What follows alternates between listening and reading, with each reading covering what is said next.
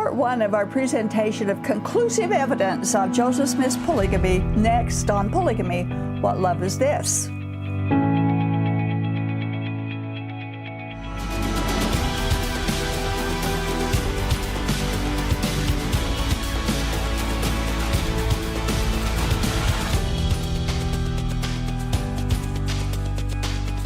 We've all heard the statement, "Don't confuse me with the facts." And there are many today who are voluntarily being confused by the facts of Joseph Smith's polygamy. A new movement is taking hold quite powerfully, claiming it wasn't Joseph Smith who started polygamy, but Brigham Young and others who blamed it on Smith. Despite all the historical evidence, they don't want to be confused by the facts. Now, we want to share part of an email that we received a couple of months ago. Today I listened to two interviews that upset me very much.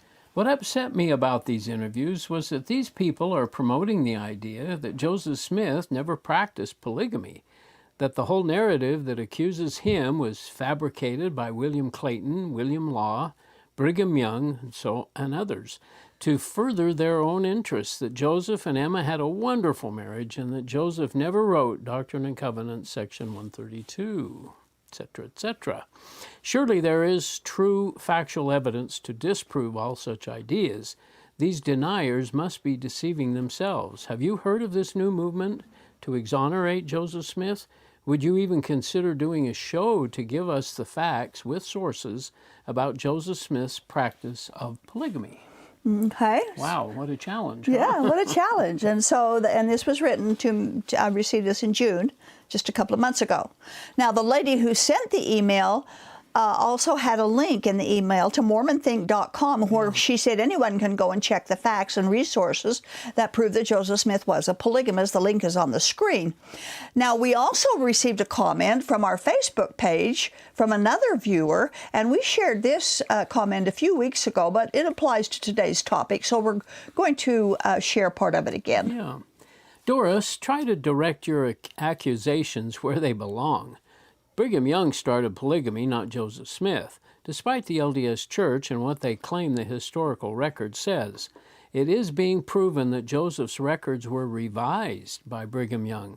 If you'll catch up on the newest information coming out about Joseph, you'll learn he did not practice or preach and teach polygamy. Okay, so when we talk to some people, and I have talked to people personally about this, and when we talk to them about Joseph Smith's polygamy, several indicators become clear. First of all, the facts don't matter. Yeah. The historical evidence doesn't matter and is probably fake. Joseph Smith, they claim, has been victimized with scandalous and libelous criminal charges. We wonder why Joseph Smith continues to get a free pass, it seems like. It seems like. We also wonder why these same people who reject Joseph Smith's polygamy, despite all the supporting evidence, accept the Book of Mormon, which has no evidence at all. They accept the testimony of the three witnesses that you'll find in the front of the Book of Mormon, affirming that the Book of Mormon is true, but they will refuse to believe hundreds of personal, legal, and public and eyewitness evidence about Joseph Smith's polygamy. So why the disconnect? Well, we know that Joseph Smith has been exalted and glorified in the minds and hearts of those in the Mormon belief system, and that's one reason that he gets a free pass. And they've placed him in a position that Jesus Christ alone is worthy of having. So according to the Bible, their spiritual eyes and understanding is muted and blinded. Jesus said this about that. In Matthew 15:14, let them alone. They are blind guides, and if the blind lead the blind, both will fall into a pit. In Luke 6:39, can a blind man lead a blind man? Will they not both fall into a pit?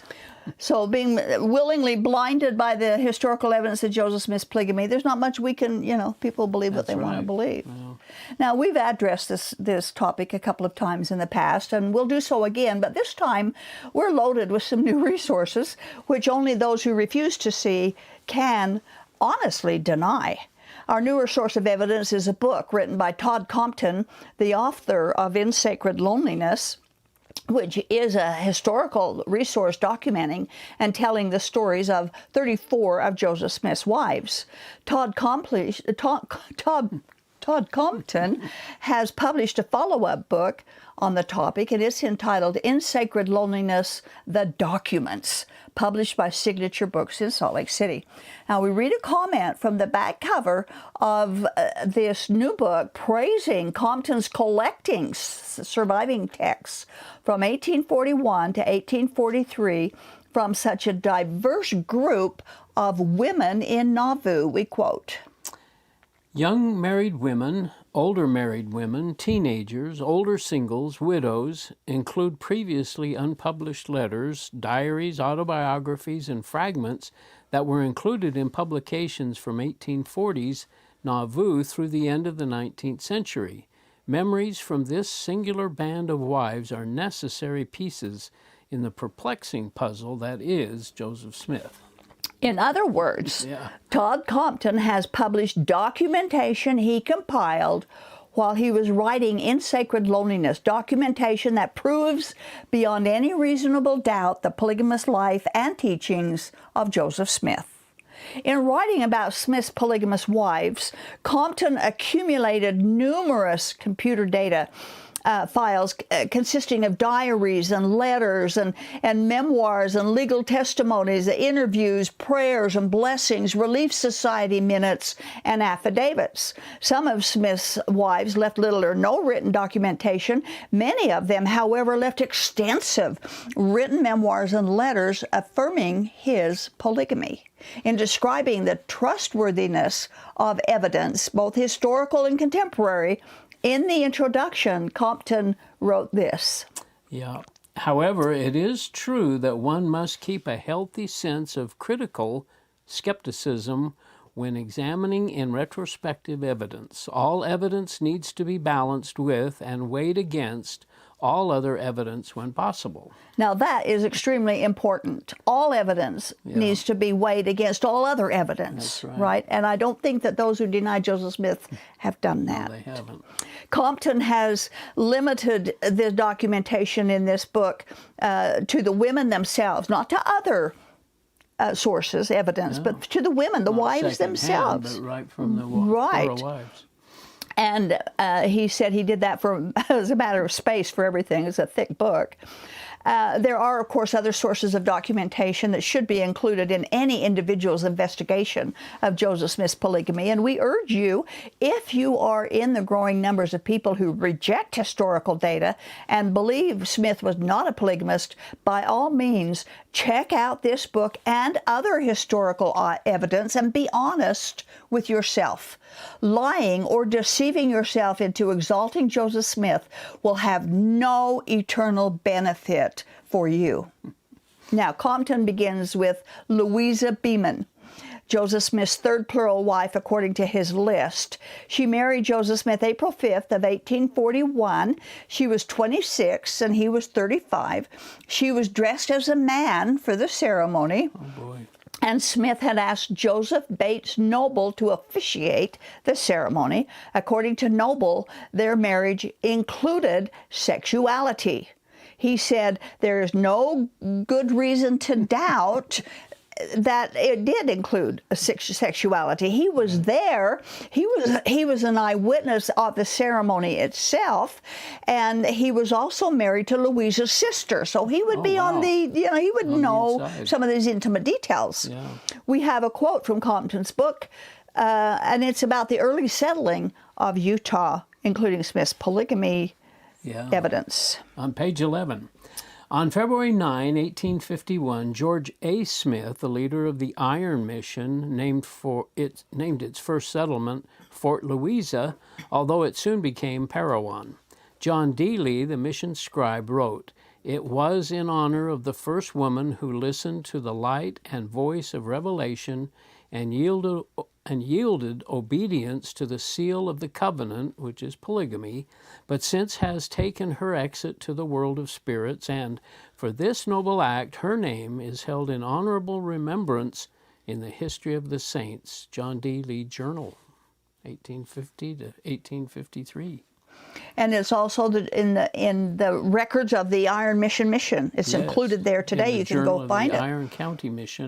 The pages are noted there, so if you want to investigate it, do it. Yeah. Yeah, it's there.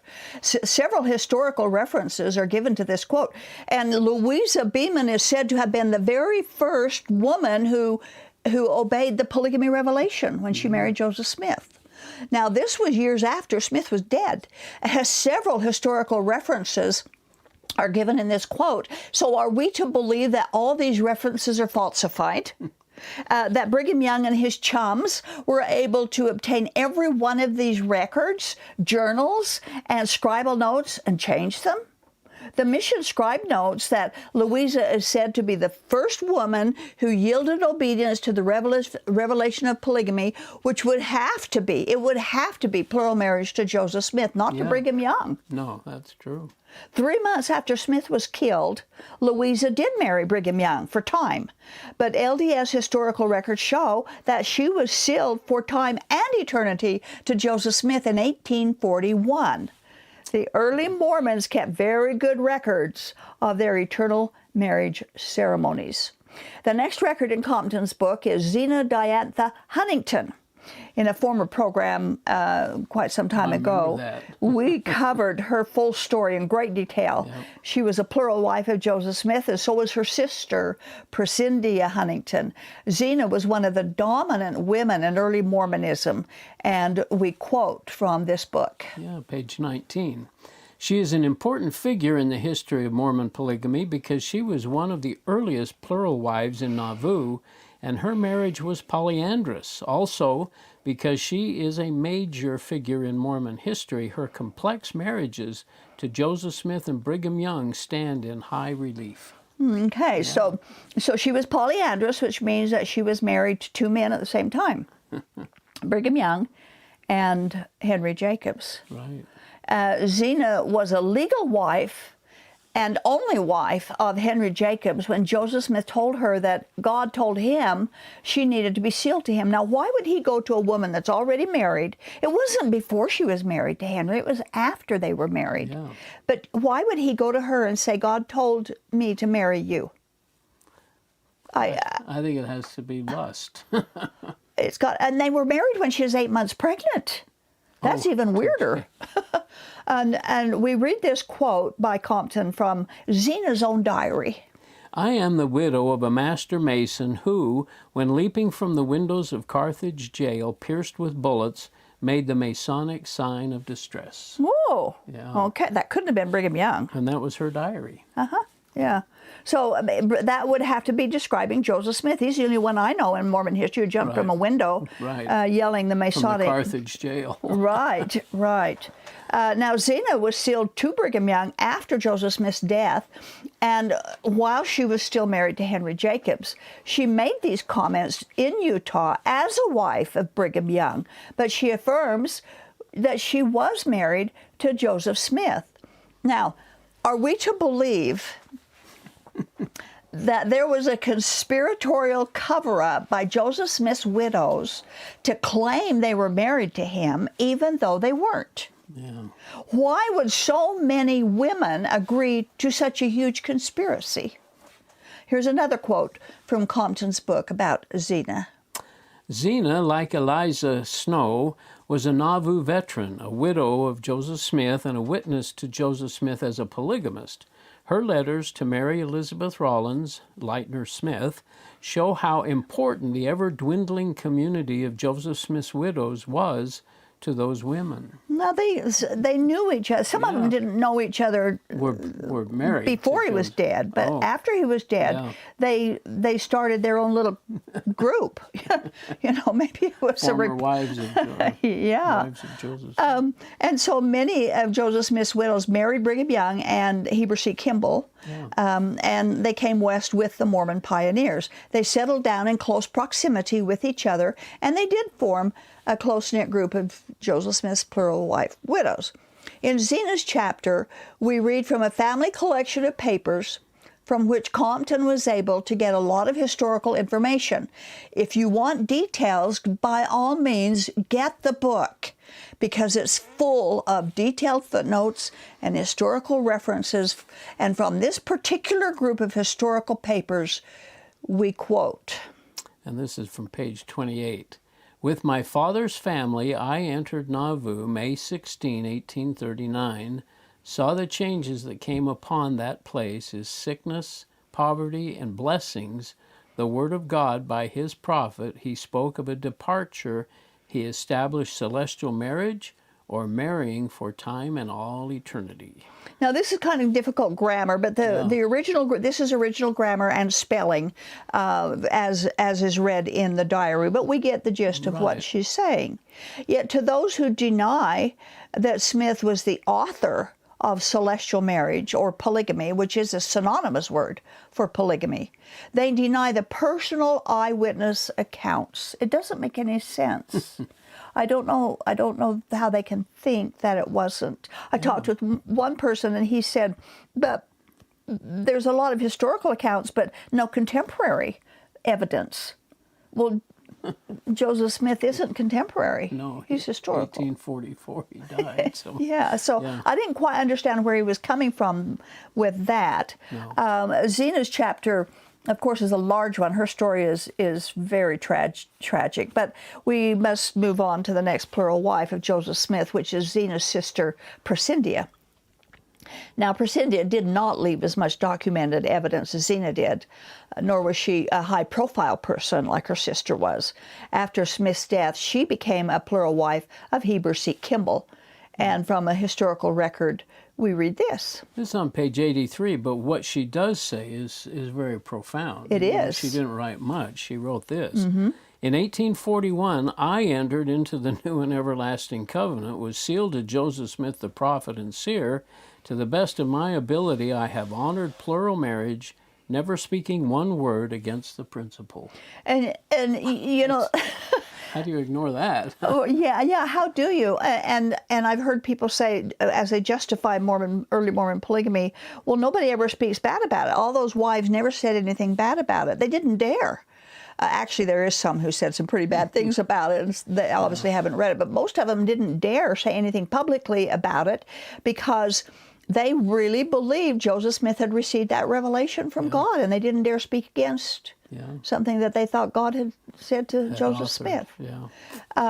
So she said she never spoke anything against the principle. Now, a footnote to this quote shows, in the book, it shows that it came from an 1869 affidavit. Presendia gave the date of her marriage to Smith as December 11th, 1841. Her brother Dimmock performed the marriage ceremony, and his wife, Fanny, was a witness to the ceremony. Wow. Okay? Now, witnesses for Presendia's plural marriage was Presendia herself, her brother Dimmock, who performed the marriage, and his wife. At least 3 witnesses to this plural marriage. Okay? As we mentioned at the beginning, there are 3 witnesses in the foreword to the Book of Mormon. They weren't even eyewitnesses, but they accepted without question that the Book of Mormon was true. Yeah. Why are not these 3 historical eyewitnesses acceptable enough to believe? And they are eyewitnesses. We've got to weigh this in the balance here. From a historical paper dated April 16th, 1881, we read this. In 1841, I was sealed to Joseph Smith by my brother Dimmock B. Huntington. I left Illinois 1846 with the saints and have remained with the heads of the church since.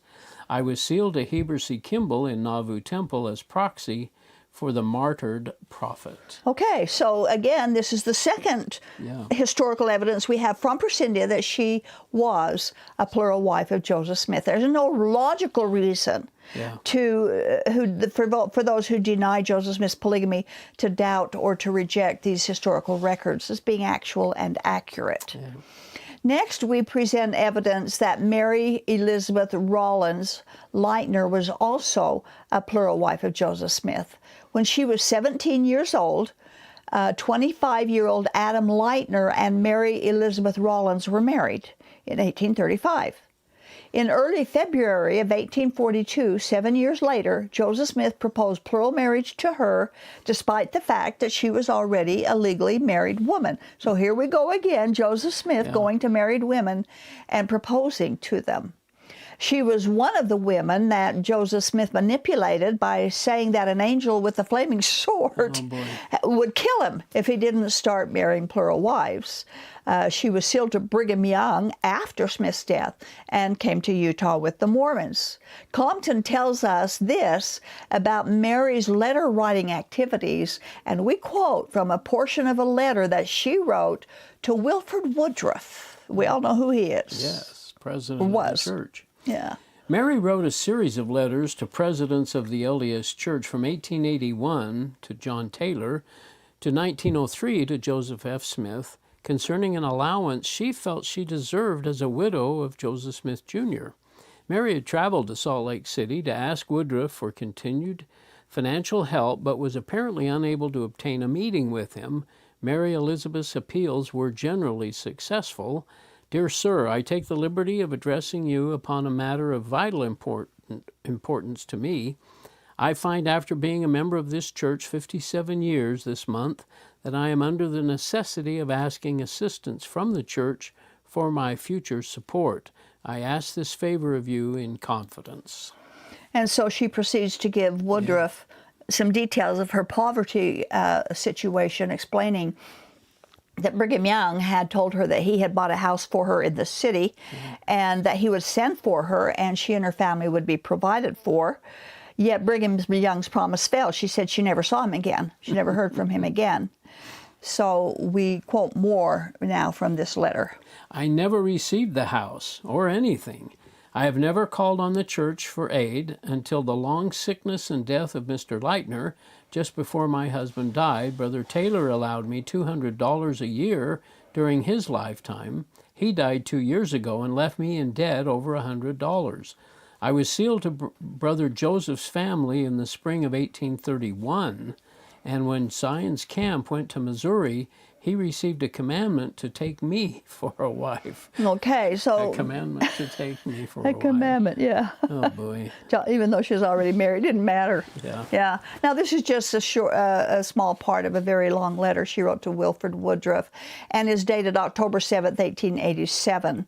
She is politely asking for some financial support because the promises of her plural husbands were empty promises. Yeah. The church obviously did not take care of their widows, and polygamy was obviously no help for widows. Remember, that was one of the excuses they used for early Mormon polygamy, take care of the widows. They didn't take care of their widows. No. This is one of the proofs that they didn't. Now, if Mary had been a plural wife of Joseph Smith, why would she say that she had been a wife in a letter that she wrote to the current prophet president of the church, who would have known the truth or the lie of if she would have been his plural wife? That's right. And Brigham Young was dead, so he couldn't have changed the letter like they claim that he made those changes. Could a so-called conspiracy by Brigham Young really dig into every piece of mail, every confidential communication, every single diary and journal, not to mention every single legal document filed away in court records, and wipe away every single reference to Joseph Smith's polygamy? And blame it blame it on this conspiracy. And blame it on, In a letter she wrote to Emmeline B. Wells the summer of 1905, she writes about her baptism and her sealing to Joseph Smith. Number 1 was baptized in the early part of October in 1830. Number 2 was sealed to Joseph Smith the prophet by Brigham Young in a room over the old red brick store in Nauvoo. In Nauvoo, okay. Joseph Smith was taking plural wives in Nauvoo. That's right. Now, Mary writes that she had seen and experienced many things that we know are recorded in Mormon history as being factual. On page 192, she wrote in a letter to Emmeline Wells that she had seen the mobbings of the saints, the printing office torn down, hay and grain stacks on fire. She wrote that she had seen Bishop Partridge and Brother Allen tarred and feathered in the public square. She said she had been a prisoner in her own house for months. These things and many more details, which are part of Mary's story, are recorded in diaries and letters and in Mormon history. Yeah. And so we're supposed to believe that we can trust everything that she wrote about Mormon history except Joseph Smith's polygamy. And that we can't trust, but we can trust all the rest of it. Believe everything but reject her witness that he taught and practiced plural marriage it's illogical. It doesn't make sense. Yeah. Like we quoted at the beginning, don't confuse them with the facts. And this is factual evidence. This is a good book to go into if you really want truth about the historical documentation of his polygamy. Now, this is the end of part 1, and we're going to present more details in historical documents by Joseph Smith's wives in part 2 next time. I can't wait. Take some of his other wives to task here. Yeah, for sure. Thank you, Earl. Appreciate Thank your participation there. Yeah. Now, there's a saying that there are 2 ways to be fooled. One is to believe what isn't true, and the other is to refuse to believe what is true.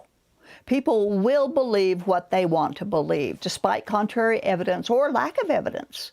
For instance, the Book of Mormon has no evidence. There are theories abounding and false claims, but there is not a shred of evidence about the Book of Mormon. But millions believe the Book of Mormon and refuse to investigate to discover its authenticity. The same Mormonism refused to believe God's truth as recorded in the Bible. There are libraries filled with evidence of the historical record of the Bible. Thousands of manuscripts, old manuscripts, evidence of the Bible's accuracy and endurance, but they refuse to believe what is true. All this because a man named Joseph Smith came along and made claims that could not be substantiated, but he was filled with human charisma, telling people what they wanted to hear, rather than knowing and teaching what God wanted them to hear.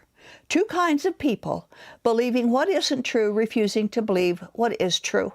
Jesus said, I am the truth. He said he came to witness of the truth. For those who genuinely want truth, you must go to Jesus, not Mormonism, not the Book of Mormon, not Joseph Smith, just Jesus. And his teachings are recorded in the Bible. Thank you for watching.